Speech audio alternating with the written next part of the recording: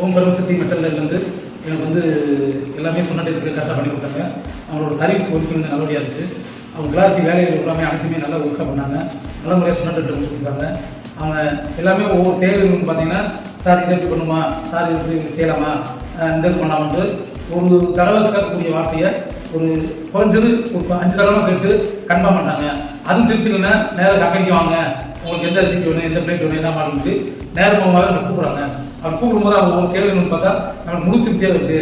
ஏன்னா எனக்கு வந்து பணம் வந்து ஒரு ரூபா குறைச்சி வாங்கினாங்க, ஒரு ரூபா கூட வாங்கினாங்கிறது 2வது கேள்வி.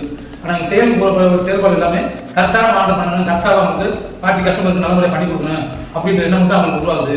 அந்த உருவாக நினைக்கிறதே எனக்கு பெரிய விஷயம். எனக்கு சந்தோஷமான மதுரை கோச்சரை சாதிசரன் 66ஆம் வார்டில் T6 நல்ல முறையாகவே எனக்கு நல்லா பண்ணி கொடுத்தாங்க.